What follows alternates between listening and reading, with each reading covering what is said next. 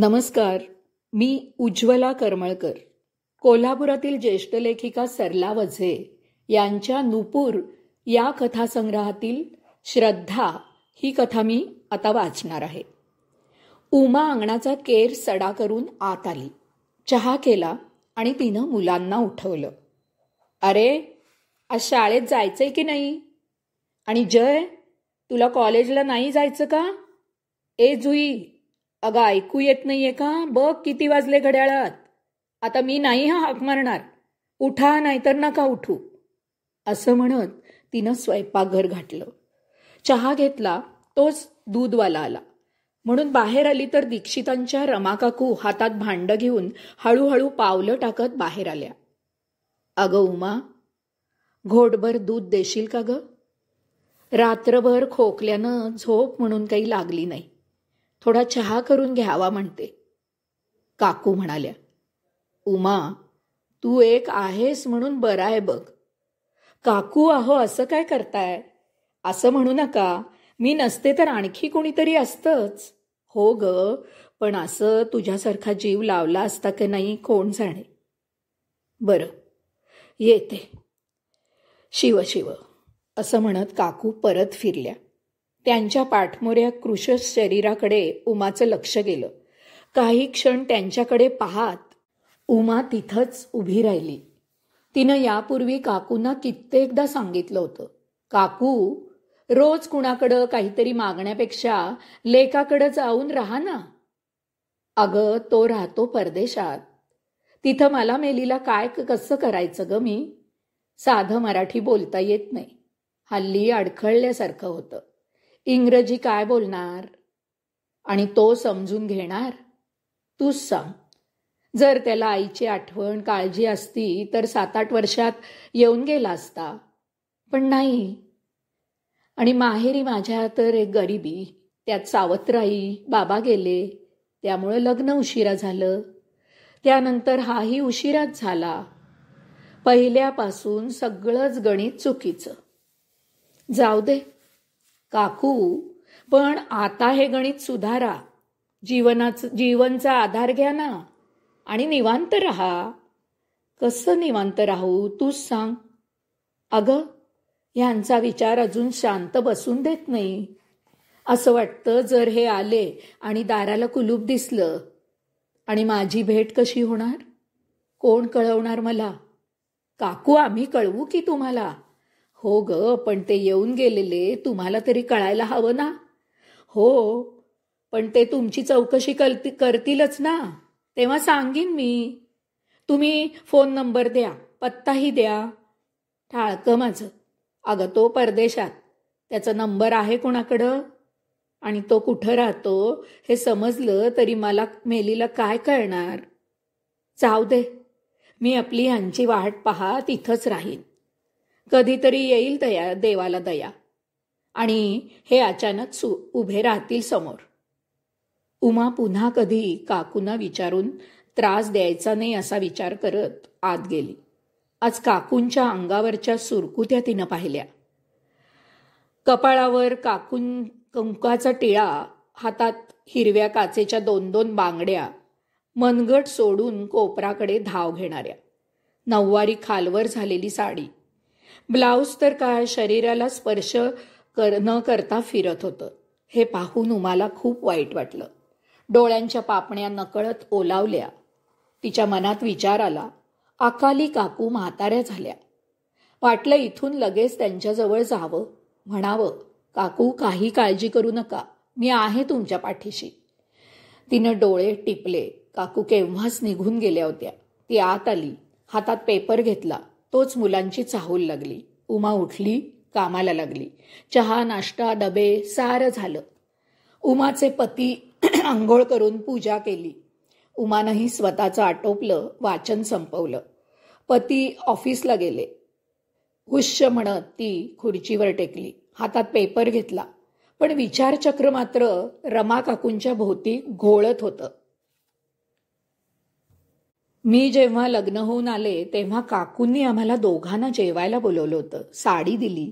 प्रत्येक सणाला प्रसंगाला काकू धावून यायच्या, मदत करायच्या. साध्या सरळ स्वभावाच्या काकू. लेकानं जीवननं शिकावं म्हणून खूप धडपडायच्या. जीवन तसा लहानपणापासूनच हट्टी आणि थोडासा निष्ठुर होता. त्याला फक्त स्वतःला हवं एवढंच समजायचं. एखाद्या गोष्टीसाठी काकूंच्याकडे हटून बसायचा. रमा काकूंचा नवरा सुभाष यांना आवडत नसे. ते म्हणायचे, लाड कर पण फालतू लाड नको.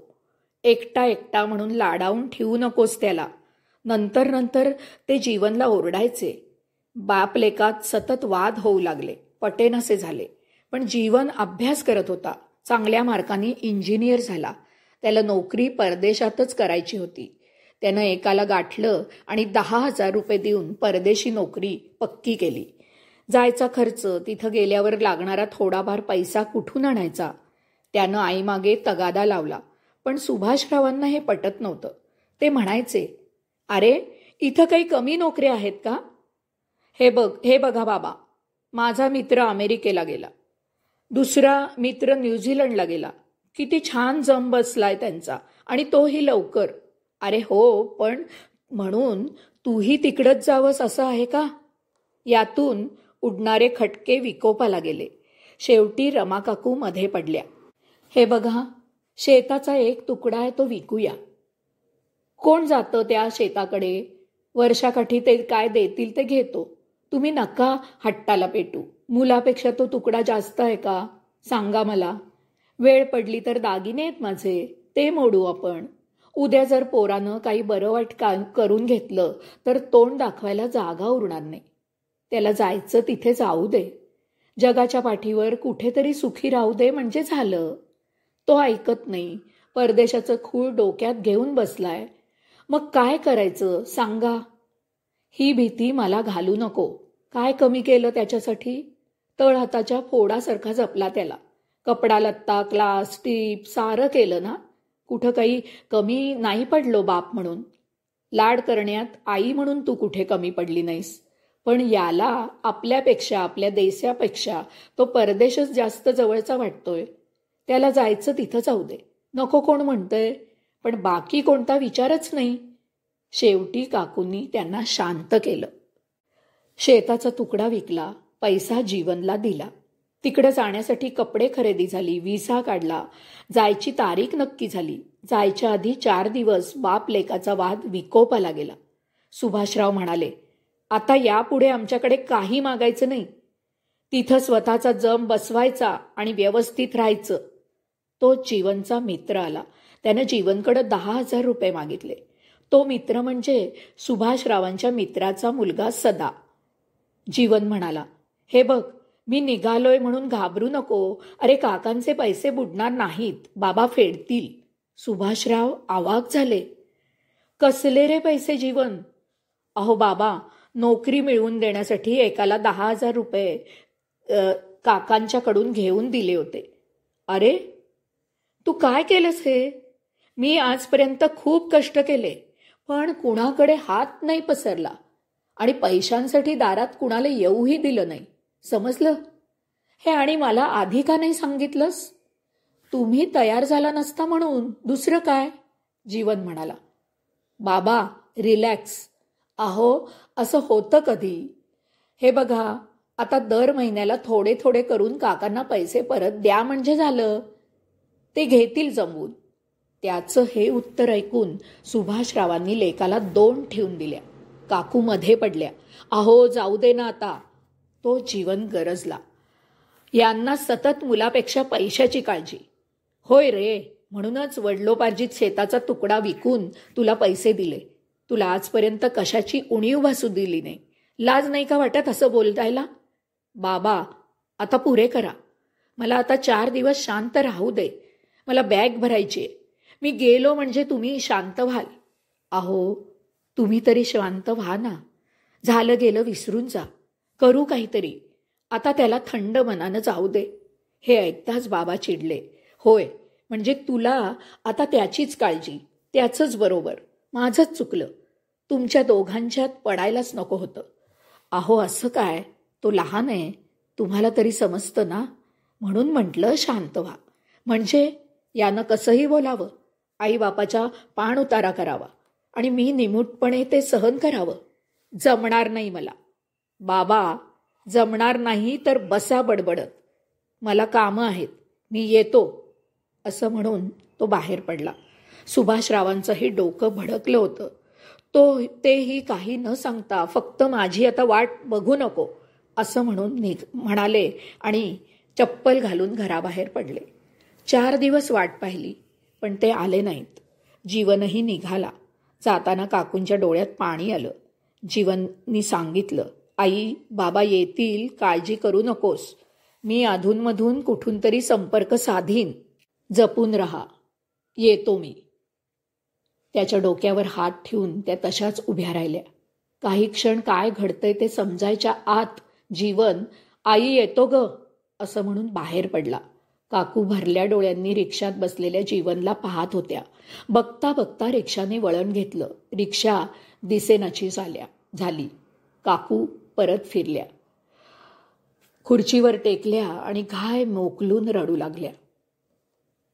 हे पाहायला घरातील 4 भिंतींशिवाय कुणीच नव्हतं. काय घडलं हे? काय काय स्वप्न पाहिली होती, सारी क्षणात धुळीला मिळाल्या. अशा या जगण्याला काय अर्थ आहे? काकू रोज काकांची वाट पाहत एक एक दिवस मोजत होत्या.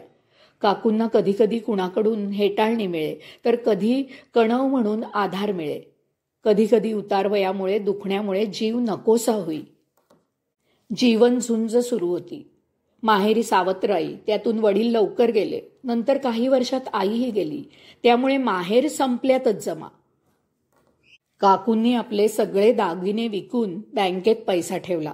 त्या व्याजावर चरितार्थ चालू होता. आजही काकूंकडे एक कॉन्ट्रॅक्टर आला होता. काकूंना तो समजावून सांगण्याचा प्रयत्न करत होता. मी तुम्हाला पैसे देतो, राहायला जागा देतो, बिल्डिंग बांधून होईपर्यंत तुम्ही जिथे राहाल त्या जागेचे भाडे देतो, विचार करा. पण काकूंचं उत्तर, मला काही नको, मी जागा देणार नाही. त्यांच्या समोर आजूबाजूंच्याही हाच प्रस्ताव मांडला होता. काकू साध्या भोळ्या. त्या उमाला आणि इतर नातेवाईकांना म्हणायच्या, मी लग्न होऊन या घरात आले. इतर नववधूंप्रमाणेच मीही संसाराची किती सुरेख स्वप्न पाहिली होती. पण सारं धुळीला मिळालं. मनाला मुरड घालत आशेवर जगत राहिले.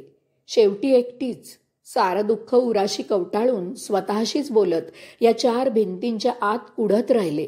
या चढाओढीत तारुण्य संपून म्हातारपण आलं.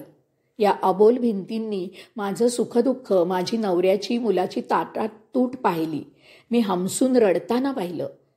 आणि आता मी जशी म्हातारी झाले, तशी ही वास्तूही उतरवयाची झाली. माझा आधार तिला आणि तिचा आधार मला. हे सारं खरं असलं तरी या वास्तूवर माझा अधिकार नाही. हे कधीतरी धूमकेतूसारखे समोर उभे राहतील आणि असं काही केलं तर त्याच पावली डोक्यात राग घालून परत फिरतील. मागं एकदा सहज आपण आपल्या माघारी ही जागा वृद्धाश्रमाला देऊ आणि आपणही इथेच राहू असं म्हटल्यावर हा विचार तू करू नको. या जागेचं काय करायचं ते मी पाहतो, असं म्हणून अंगावर ओरडले होते. हे आले तर बरंच, नाहीतर जीवन बघेल काय करायचं ते. माझ्या कुडीत जीव असेपर्यंत मी त्यांच्या माघारी ही जागा विकणार नाही. पण अजूनही एकच स्वप्न उराशी बाळगते आहे. डोळे मिटण्याआधी यांनी यावं आणि म्हणावं, रमा, खरंच मी चुकलो. तुला जशी माझी उणीव भासत होती तशीच मलाही तुझी आठवण पोखरत होती. पुढचे जेवढे दिवस आहेत तेवढे एकमेकाला आधार देत घालवावेत, शेवट गोड व्हावा, असं काहीसं बडबडत असायच्या. नंतर एके दिवशी काकू दुपारी आडव्या झाल्या होत्या. तोच दारावरची कडी वाजली. दार उघडताच दारात जीवनला पाहून काकू अवाक झाल्या आणि अनवधानाने त्यांनी त्याला तिथेच मिठी मारली. जीवननं त्यांना सावरलं. दोघं आत आले. काकूंना काय बोलू काय नको असं झालं होतं. जीवन म्हणाला, आई, आता मी कायमचा मुंबईत राहणार आहे. तुलाही तिकडेच नेणार आहे. बर, आणि या जागेचं काय करायचं? अगं आई, विकून टाकू. जितकं बोलणं सोपं आहे तितकं हे करणं सोपं आहे का रे? अरे, याच घरात मी शेवटपर्यंत यांची वाट पाहणार आहे. आई, अगं काय हा वेडेपणा? बाबांचं काही ठाव ठिकाणा तरी ठाऊक आहे का आपल्याला? बरोबर बोलतोयस. पण त्यांना शोधण्याचा कधी प्रयत्न केलास का? आणि तुला आज घर आई आठवली? आणि या 6-7 वर्षात मी कशी असेन या जाणीवेनं कासावीस झालाच का रे? आई, अगं मी सतत तुझाच विचार करायचो आणि बाबा आले असतील की नाही या विचारानंही बेचैन व्हायचो. हो का? अरे, 4 इयत्ता जास्त शिकले नाही, पण दूधकुळी नाहीये बरं. परदेश, पैसा, मोठेपणा, मोठाली स्वप्न यापुढं तू तुझ्या आईबाबांना विसरलास. तुझ्या उन्मत्त वागण्यानं हे घर सोडून निघून गेले. पण खरं सांगू, ह्यांनी घर सोडताना माझा थोडा तरी विचार करायला हवा होता. ह्यांनी मला सुख दिलं, कधी कधी संताप व्हायचे, पण समजावून सांगितलं की शांत व्हायचे. पण काही काळ त्यांच्या रागाला तोंड देताना मला नाकी नऊ यायचे. त्यात तुझं आणि त्यांचं पटायचं नाही. अति तापट स्वभावाचे. चिडले की भीती वाटायची. अर्ध्या डावातून उठून गेले तर, पण शेवटी तेच झालं. गैर त्यांना कधीच आवडायचं नाही. तसे ते खूप स्वाभिमानी होते. पण तू त्यांच्या स्वाभिमानाला धक्का लावलास.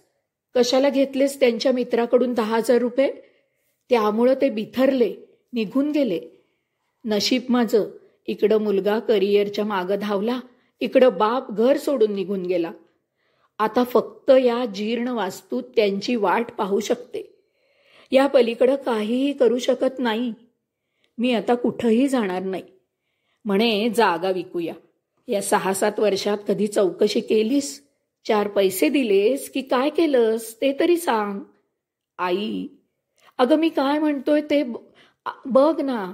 आता लवकरच आपण काकांचे सारे 10,000 रुपये परत करू. तू तुझ्या हातानं दे त्यांना पैसे, मग तर झालं. अरे मेल्या, पैशासाठी हे संतापले. ते पैसे जाताना मित्राला देऊन गेले. समजलं? आता पुढे बोलण्यात काही अर्थ नव्हता. तो म्हणाला, आई, हे पैसे ठेव औषधाला. मी लवकरच इकडे परत येईन. काकूंनी ते पैसे घेतले नाहीत. नको रे, जेव्हा लागतील तेव्हा बघू, आत्ता नकोत. हे ऐकून जीवन थोडा रडवेला झाला. जाताना त्याचे डोळे पाणावले होते. तो खूप दुःखी उदास झाला होता. हे आईच्या नजरेतून सुटलं नाही. आई, ही वास्तू विकायला नको, राहू दे. पण मी आजपर्यंत कशा अवस्थेत दिवस काढले ते तर ऐक. आणि तुला मी वचन देतो, मी नक्की बाबांचा पत्ता काढीन, विश्वास ठेव. अरे बाबा, आता काही सांगू नको. आता या कुडीत 4 गोरी रागानं सुनावण्याची ताकदही उरलेली नाही आणि गहिवरण्याचीही गरज नाही.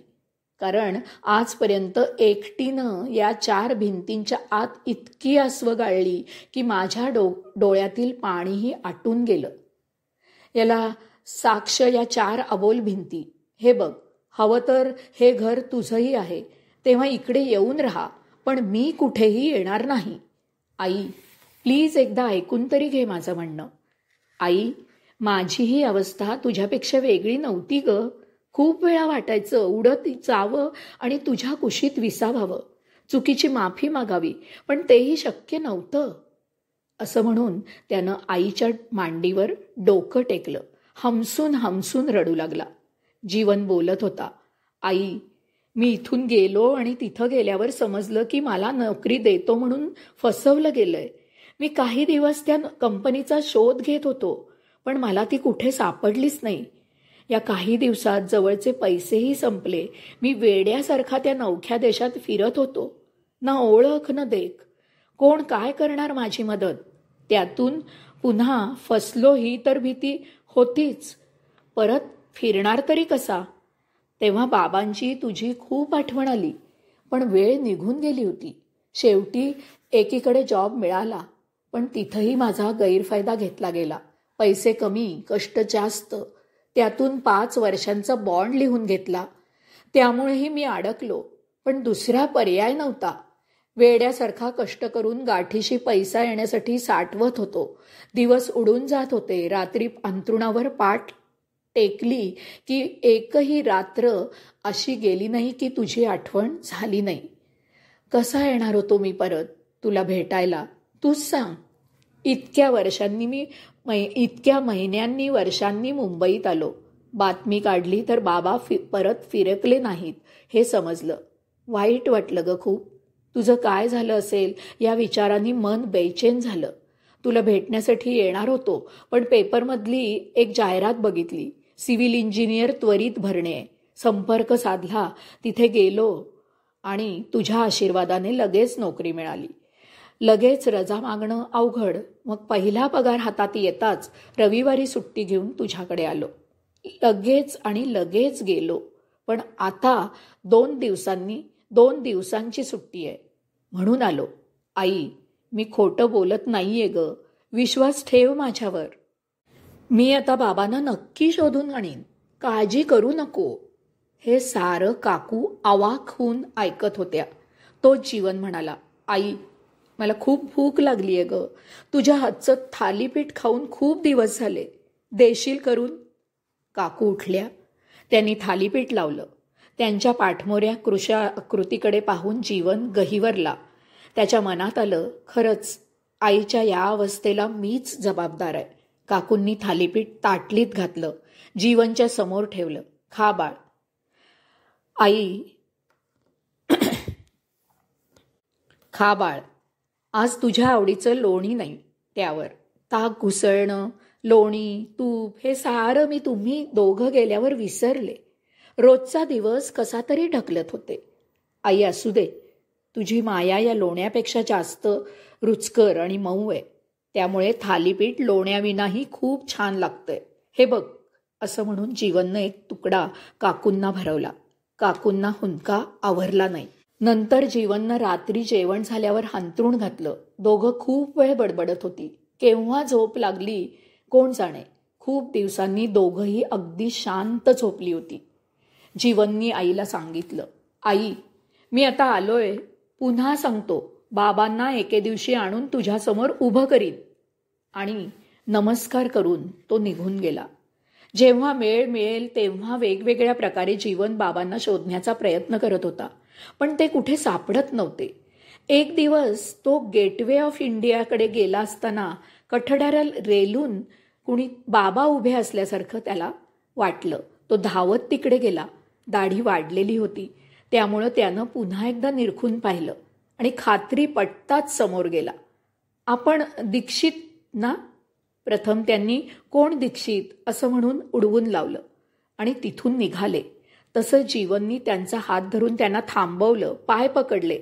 हे पाहून बाबांनी त्याच्याकडे निरखून पाहिलं आणि त्यांच्या लक्षात आलं, हा आपला मुलगा.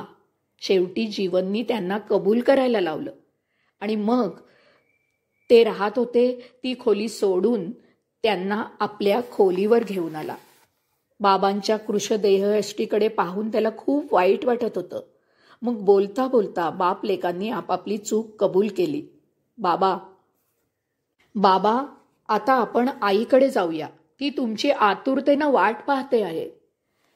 मला पण खरं तर तिला कधी पाहतो असं झालंय.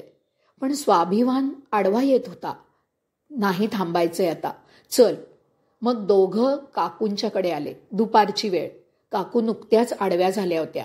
दारावरची कडी वाजली. कोण आलं यावेळी असं म्हणत काकूंनी दार उघडलं तर दारात जीवन उभा होता. जीवन म्हणाला, आई, मी तुला आज एक सरप्राईज देणार आहे.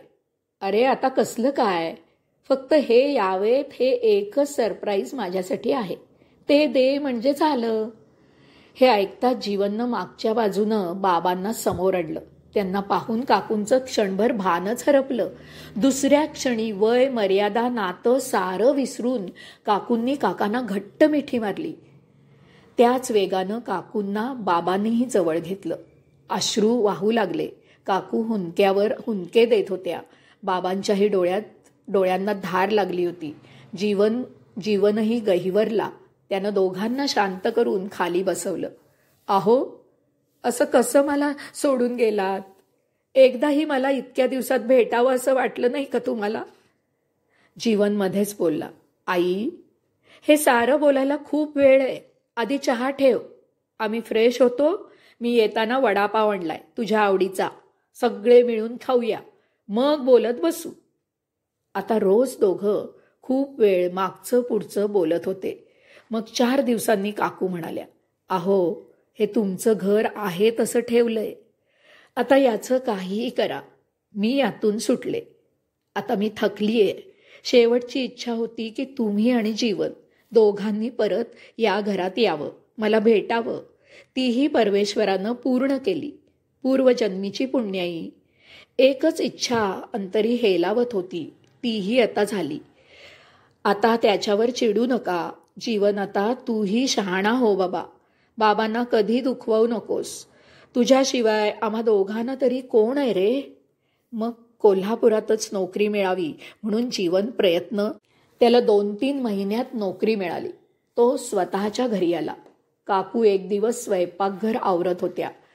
जीवनचे बाबा जवळच बसून पेपर वाचत होते. "अहो, माझ्या छातीत थोडं दुखतंय." जीवन घरी नव्हता. काकूंनी काकांच्या मांडीवर डोकं टेकलं.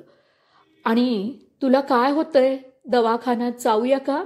म्हणेपर्यंत एक मोठी कळ आली. काकूंनी किंकाळी फोडली, पण ती शेवटचीच. क्षणात पंचप्राण आसमंतात विलीन झाले. काका हतबल झाले. जीवनला फोन गेला.